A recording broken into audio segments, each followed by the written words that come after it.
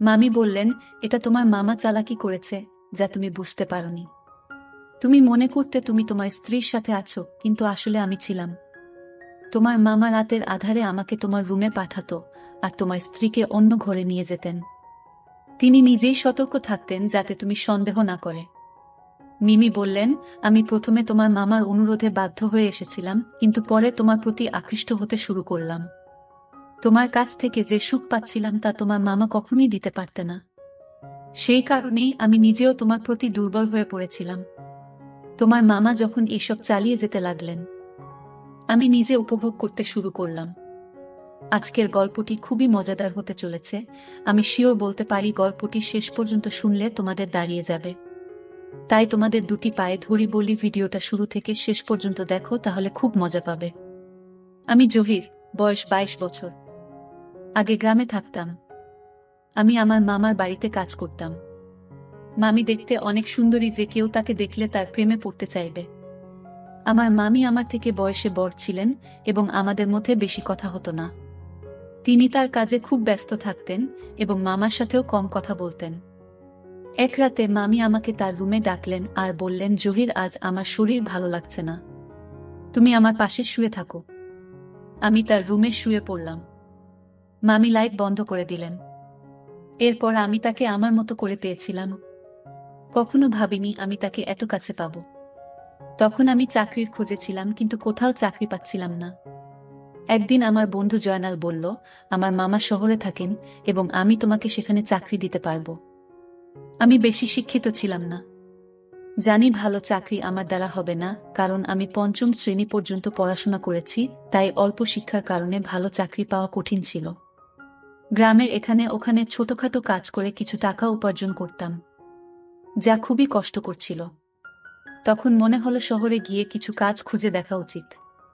একদিন আমার বন্ধুর দেয়া একটি ঠিকানায় গেলাম যা তার মামার বাড়ির ছিল। সেই বাড়িতে গিয়ে দেখি আমার বস, যিনি আমার বন্ধুর মামা, এবং আমিও তাকে মামা বলে ডাকতাম। মামা আমাকে একটি কাগজ দিলেন এবং বললেন, এই ঠিকানায় চলে যাও। আমি যখন সেই ঠিকানায় গেলাম দেখি সেটা এক ডাক্তারের ঠিকানা।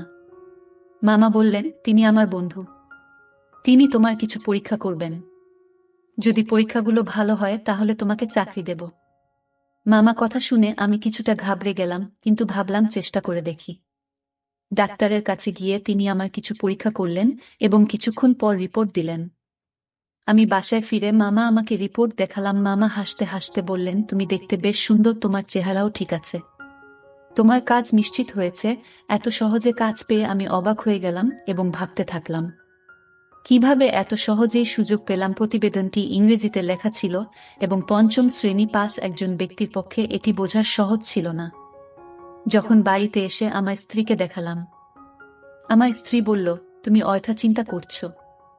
এই ধনী লোকেরা আমাদের মতো গরিবদের পরীক্ষা করিয়ে নিশ্চিত হতে চায় যে আমরা কোনো বড় রোগে আক্রান্ত আছি কিনা। তারা মনে করে চাকরদের মাধ্যমে রোগ ছড়াতে পারে। তার কথা শুনে আমার মন অনেকটা হালকা হলো। আমি যে চাকরিটা চেয়েছিলাম সেটা পেয়েছি। সকালে কাজে যাওয়া শুরু করলাম, কিন্তু আমার চোখ প্রায় মামির দিকে আটকে যেত। তিনি ছিলেন অত্যন্ত সুন্দরী এবং মার্জিত মহিলা। তাকে প্রথম দেখার পর থেকেই আমি ভাবতাম, আমার স্ত্রী যদি এত সুন্দর হতো। আমি আমার মামার একজন সাধারণ চাকর ছিলাম। তার অর্থের কোনো অভাব ছিল না। তিনি আমাকে প্রতিদিন বাজারে নিয়ে যেতেন, কারণ তার কোনো সন্তান ছিল না। আমার মামা ও মামির মধ্যে কোনো ঝগড়া ছিল না। তারা খুব ভালোবাসার দিন কাটাতেন। আমি মামিকে মনে মনে ভালোবাসতে শুরু করলাম। তাকে নিয়ে ভাবতে লাগলাম। একদিন বাড়ির পুরনো চাকর এল। সে আমাকে অভিনন্দন জানিয়ে বলল, তুমি পরীক্ষায় পাশ হয়েছ। কিন্তু মনে রেখো, এই বস যাকে তুমি মামা বলে ডাকো খুবই কঠোর। এই কথা শুনে আমি ঘাবড়ে গেলাম এবং ভাবতে লাগলাম, যদি আমাকে চাকরি থেকে বের করে দেয় তাহলে আমার কি হবে। সে চলে যাওয়ার পর আমি মামা মামিকে খুশি রাখার জন্য কাজে আরো মনোযোগী হলাম, কারণ এখন আমার চাকরিটা চলে গেলে এখন আর কোনোভাবেই চাকরি পাব না। তাই আমি চাকরিটা মন থেকে করতে লাগলাম। মামা বেশিরভাগ সময় বাড়ির বাইরে থাকতেন। আমার মামি একদিন আমাকে তার রুমে ডেকে বললেন, তুমি খুবই অল্প বয়সী, পরিষ্কার পরিচ্ছন্নতার খেয়াল রাখো। আমি এমন একজন চাকর পছন্দ করি যে তার মনিবের মতো পোশাক পরে। এই বলে মামি আমার হাতে কিছু টাকা দিলেন আর বললেন, এই টাকা থেকে বেতন ছাড়া নিজের জন্য খরচ করো। আমি খুশি হয়ে গেলাম এবং এই বিষয়টি আমার স্ত্রীকে বললাম না, কারণ আমি আমার স্বামীকে খুব পছন্দ করতাম। আমি স্বপ্ন দেখতে শুরু করলাম যে মামির অভিব্যক্তি দেখে মনে হতো তিনি খুশি নন। তার কোনো সন্তান ছিল না, তাই মনে হতো মামা তাকে খুশি করতে পারছেন না। আমি মামিকে খুশি করতে চেয়েছিলাম। মামির দেওয়া টাকা নিয়ে পরের দিনই একটা মার্কেটে গিয়ে কিছু নতুন জামা কাপড় কিনলাম। আমাকে দেখে মামি বললেন, আজ তোকে খুব সুন্দর লাগছে, সবসময় এমনই থেকো। আমি লজ্জা পেয়ে চোখ নামিয়ে নিলাম। আসলে আমার বিয়ে হয়েছে মাত্র ৩ বছর, কিন্তু আমার স্ত্রী মামির মতো সুন্দরী ছিল না। বিয়ের ২ বছর পরে আমাদের সন্তান নিউমোনিয়া হয় এবং সে পৃথিবী থেকে চলে যান। এরপর আমার স্ত্রী সারাক্ষণ দুঃখে কান্নাকাটি করত। কিন্তু আমি একজন পুরুষ এবং আমারও কিছু প্রয়োজন ছিল। আমি চাইতাম আমাদের আরেকটা সন্তান হোক, কিন্তু আমার স্ত্রী সন্তানের নাম শুনলেই বিরক্ত হয়ে যেতেন। তিনি সবসময় আমার থেকে দূরে থাকতেন।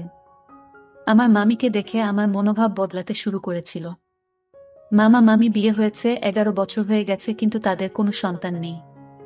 মামা সবসময় তার ব্যবসায় ব্যস্ত থাকতেন আর মামি ফ্যাশন ও পার্টি নিয়ে ব্যস্ত থাকতেন। আমার মামিকে দেখে মনে হতো তিনি আমাকে পছন্দ করতে শুরু করেছেন। আমি প্রায় সিনেমা এবং নাটকে প্রেমের কাহিনী দেখতাম এবং কল্পনা করতাম। মামি আমার কাছে এসে বলবেন, আমি তোমার প্রেমে পড়েছি। এক রাতে যখন আমি ঘুমাচ্ছিলাম মনে হলো আমার পাশে কেউ আছে। মামি ছিলেন খুবই সুন্দরী এবং তার দেহ আকর্ষণীয় ছিল। আমার স্ত্রী আমাদের সন্তান হারানোর দুঃখে নিজের শরীরকে অবহেলা করেছিল। কোনো যত্ন নিত না, তাই শুকিয়ে কাঠ হয়ে গেছে। আমার মতো একজন গরিব মানুষ যখন ভাবতাম মামি কি করে চাকরের মতো জীবন কাটাব, তখন মামিকে আমার স্ত্রী ভেবে সারা রাত উপভোগ করতাম। মামি আমার দিকে তাকিয়ে মৃদু হাসতেন। আমি আমার মামির সান্নিধ্য উপভোগ করতে শুরু করলাম। কাজ করার সময় মামি আমাকে ডেকে যে কোনো কাজ দিতেন, আর আমি তা সঠিকভাবে করে দিতাম যেন কোনো অভিযোগের সুযোগ না থাকে। মামি সবসময় আমার প্রশংসা করতেন আর আমি সততার সাথে আমার কাজ চালিয়ে যাচ্ছিলাম। একদিন মামির শরীর খারাপ হলে আমি তাকে হাসপাতালে নিয়ে যাই এবং মামাকে ফোন করে জানাই। এরপর মামা হাসিমুখে আমাদের সবার জন্য মিষ্টি আনলেন। এটা দেখে আমি খুব খুশি হয়েছিলাম, কিন্তু সেদিন থেকে মামির আচরণ বদলে গেল। তিনি আমার দিকে অদ্ভুতভাবে তাকাতে লাগলেন এবং বাইরে যাওয়া কমিয়ে দিলেন। ফলে এখন শুধুমাত্র মামির সঙ্গে আমার দেখা হয় কম। কিছুদিন ধরে আমার মন মেজাজ খারাপ ছিল, কারণ আমি মামির সান্নিধ্যে অভ্যস্ত হয়ে পড়েছিলাম। আমার মনে হয়েছিল আমি হয়তো মামির প্রতি আসক্ত হয়ে পড়েছি। তবে আমার কাজ চালিয়ে যেতে লাগলাম। সময় চলে গেল এবং অবশেষে সেই দিন এলো যখন মামি একটি সন্তানের জন্ম দিতে চলেছিলেন। কিন্তু মামা আর আগের মতো খুশি ছিলেন না। তিনি সবসময় চিন্তিত থাকতেন। আমি ভাবতে লাগলাম মামা কেন খুশি ছিলেন না। আমি যখন বাবা হলাম তখন আনন্দে উঠেছিলাম, কিন্তু আমার মামাকে খুব চিন্তিত দেখাচ্ছিল, যেন কোনো বড় বিপর্যয় আসন্ন। এক রাতে মামা আমাকে তার ঘরে ডেকে বললেন, এই ব্যাগটা নাও। যদি আজ রাতে আমার স্ত্রী সন্তান জন্ম দেয় তবে এই ব্যাগ ব্যবহার করো এবং সন্তানটিকে গোপনে সরিয়ে ফেলো। আমি কখনো আমার কোনো নির্দেশ নিয়ে প্রশ্ন করিনি, তাই সেদিনও কিছু বললাম না। কিন্তু আমার মন খুব অস্থির ছিল। বারবার ভাবছিলাম কেন মামা তার সন্তানের জীবন নিতে চাইছেন।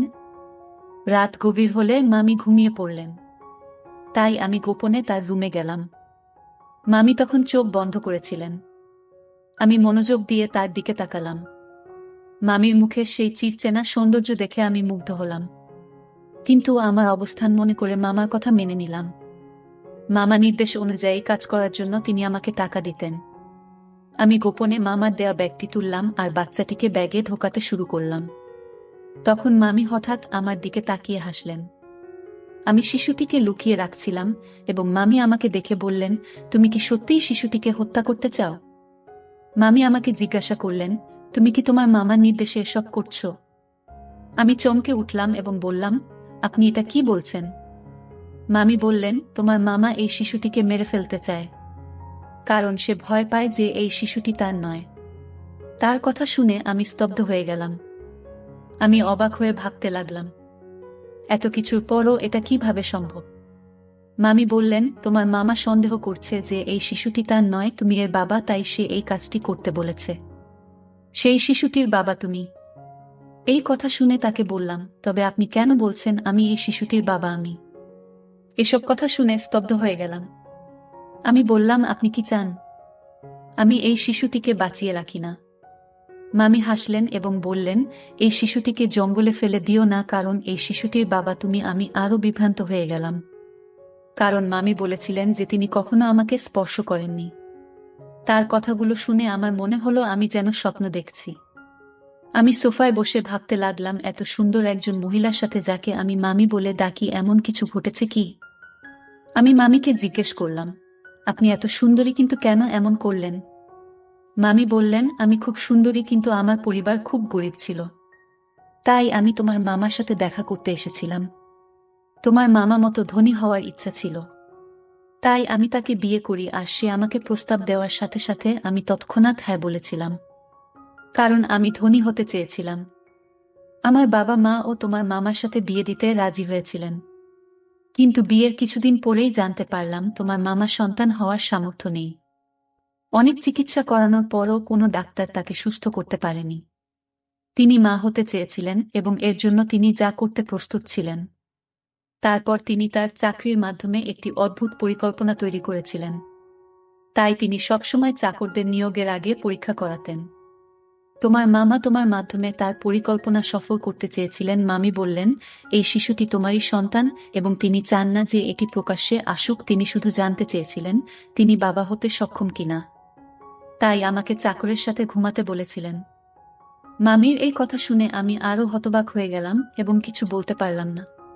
তিনি বলতে লাগলেন, তোমার মামা আমার জন্য অনেক চাকর নিযুক্ত করেছিলেন, কিন্তু আমি যাকে ভালোবাসার যোগ্য মনে করতাম তাকে গ্রহণ করতাম। আমরা অনেক চাকর বদল করেছি, কিন্তু তোমাকে প্রথম উপযুক্ত মনে হয়েছিল। প্রথম দেখাতেই তোমার প্রতি আমার আকর্ষণ জন্মায়। আমি অবাক হয়ে বললাম, আপনি কখন আমার কাছে এসেছিলেন? মামি হাসলেন এবং বললেন, তোমার মামা এমন পরিকল্পনা করেছেন যে তুমি বুঝতে পারোনি। তুমি মনে করতে তুমি তোমার স্ত্রীর সাথে আছো, কিন্তু আসলে আমি ছিলাম। তোমার মামা রাতের আধারে আমাকে তোমার রুমে পাঠাতেন এবং তোমার স্ত্রীকে অন্য ঘরে অজ্ঞান করে রেখে দিতেন। তিনি নিজেই পাহারা দিতেন যাতে কেউ সন্দেহ না করে। আমি বললেন, আমি প্রথমে বাধ্য হয়ে এসেছিলাম, কিন্তু পরে তোমার প্রতি আকৃষ্ট হতে শুরু করলাম। তোমার কাছ থেকে যে সুখ পাচ্ছিলাম তা তোমার মামা কখনোই দিতে পারতেন না। সেই কারণেই আমি নিজেও তোমার প্রতি দুর্বল হয়ে পড়েছিলাম। তোমার মামা যখন এই পরিকল্পনা চালিয়ে যেতে লাগলেন, আমি নিজে উপভোগ করতে শুরু করলাম। তিনি আমাকে তোমার কাছে বারবার পাঠাতে থাকলেন। তিনি আরো বললেন, আমি গর্ভবতী হলাম এবং তোমার মামা আমাকে ভোরের অন্ধকারে ঘরে ফিরিয়ে আনতেন, যাতে কেউ কিছু বুঝতে না পারে। এভাবে তোমার মামা তার সন্তান হওয়ার আশা পূর্ণ করতে চেয়েছিলেন এবং আমি নিজেও অজান্তে সেই পরিকল্পনার অংশ হয়ে পড়েছিলাম। কিছুদিন পর সে তার পরিকল্পনায় সফল হয়েছিল। ডাক্তার আমাকে জানিয়েছিলেন যে আমি মা হতে চলেছি, যা তাকে অত্যন্ত খুশি করেছিল। আমি বিস্মিত হলাম যখন শুনলাম সে ডাক্তারের কাছে মিথ্যা বলেছে। কেউ কিভাবে তার বউকে এমনভাবে ব্যবহার করতে পারে? তারা দুজনেই আমাকে টাকা দিয়ে তাদের খেলনা বানিয়ে ফেলেছিল, যা আমার মোটেই ভালো লাগেনি। তখন আমার মামি তার কথাবার্তায় ব্যস্ত ছিলেন। আমি তখন বুঝতে পারিনি যে আমি কি ভাবছিলাম। তবে মামি আমাকে বলেছিলেন, তোমার মামার পরিকল্পনা ব্যর্থ হয়েছে যখন তার একটি ছেলে হয়েছিল, কিন্তু তিনি একজন উত্তরাধিকারী চেয়েছিলেন। সে তার বন্ধুকে নিয়ে অন্য দেশে পালিয়ে যায় আর আমাকে বলে, এখন আমার কোনো সম্পত্তি নেই, আমার সব ব্যবসা শেষ, সেই শিশুটিকে আসে যায় না। আমি বলেছিলাম, আমি তোমার বুদাসী নয়, যাতে তোমার ইচ্ছে মতো চলি। আগে তুমি আমাকে একটা চাকরের সাথে ঘুমাতে বাধ্য করেছিলেন, যাতে সবাই জানতে না পারে তুমি বাবা হতে পারো না। আর এখন বলছো এই সন্তানের দরকার নেই। মনে রেখো, আমি তোমাকে তালাক দেব, কিন্তু শিশুটিকে মারতে দেব না। আমি বিশ্বাস করেছিলাম যে শিশুটিকে সে আর খারাপ বলবে না, সে তার সন্তানকে পুরোটা দেখাবে। কিন্তু আজ যখন সে বলল এই শিশুটিকে হত্যা করার পরিকল্পনা করেছে, তখন নিশ্চিত হলাম যে তার বুকের হৃদয় নেই। পাথরের মতো কঠিন মামির এই কথা শুনে আমি তাকে গিয়ে বললাম, আমি এসব জানতাম না। যদি এটা অন্য কারো বাচ্চা হতো, আমি জঙ্গলে ফেলে দিতাম না। আমি বললাম, এখন এসবের পরোয়া করি না। তুমি তার মা, তুমি নিজেই তার যত্ন নেবে। এ কথা বলে আমি চলে যেতে লাগলাম। তখন আমি আমাকে থামিয়ে বললেন, এটা তোমার সন্তান, তুমি তার পিতা, তাই এর সুরক্ষার দায়িত্ব তোমার সমান। আমি হাসি দিয়ে বললাম, এই সন্তান আমার, তাই তুমিও আমার স্ত্রী হয়েছ। এই কথা শুনে মা আমি মুচকি হেসে বললেন, ধন সম্পদের লোভে আমাকে অন্ধ করে দিয়েছে, তাই এমন একজন খারাপ লোককে বিয়ে করেছি যে তার সম্মান বাঁচানোর জন্য তার স্ত্রীকে চাকরের কাছে পাঠিয়েছে। আর যখন আমি তার সম্মান রক্ষা করেছি, সে আমার সন্তানের প্রাণ নিতে চেয়েছিল এবং বলেছিল যে এই শিশুটির হতভাগ্য। যখন ব্যবসা ব্যর্থ হয় এবং সমস্ত টাকা হারিয়ে যায়, তখন সে আমাদের সন্তানের প্রতি অখুশি হতে শুরু করে এবং শিশুটিকে জঙ্গলে ফেলে দেওয়ার সিদ্ধান্ত নেয়। এইসব জানার পরেও আমি এমন লোকের সাথে থাকতে চাই না। আমি মামির দিকে তাকিয়ে জিজ্ঞেস করলাম, এই সন্তানের জন্য আপনি কি একজন চাকরের সাথে থাকবেন? মামি বললেন, তুমি গরিব হতে পারো, কিন্তু তোমার মন অনেক বড়। তাই আমি তোমাকে বিয়ে করতে চাই, যাতে আমাদের সন্তান বেঁচে থাকে এবং ভালো জীবন পেতে পারে। মামি আমাকে জানালেন তিনি মামার থেকে ডিভোর্স পেয়েছেন এবং আমরা একই বাড়িতে সুখে থাকতে শুরু করি। মামি সেই বাড়িটি আগেই তার নামে পেয়েছিলেন। কিছুদিন পর যখন আমার স্ত্রী বিষয়টি জানতে পারেন, তিনি আমাকে ছেড়ে চিরকালের জন্য তার বাবা মায়ের বাড়িতে চলে যেতে চান এবং তালাকের প্রক্রিয়া শুরু করেন। কিন্তু আমি যখন পুরো ঘটনা আমার স্ত্রীকে জানালেন, আমি তাকে অনেক বুঝিয়ে শান্ত করি। অবশেষে আমি আমার দুই স্ত্রীর সাথে সুখে সংসার করতে শুরু করি এবং আমরা সবাই মিলে সুখে থাকি। আজ আমি খুব খুশি, কারণ আমি জানতাম না যে আমার জীবন এত সুন্দর হবে। গল্পটা কেমন লাগলো জানাতে ভুলবেন না। এরকম আরো মজার মজার রোমান্টিক গল্প শুনতে চাইলে ভিডিওটি লাইক, শেয়ার এবং সামিয়া ব্লগ চ্যানেলটি সাবস্ক্রাইব করতে ভুলবেন না।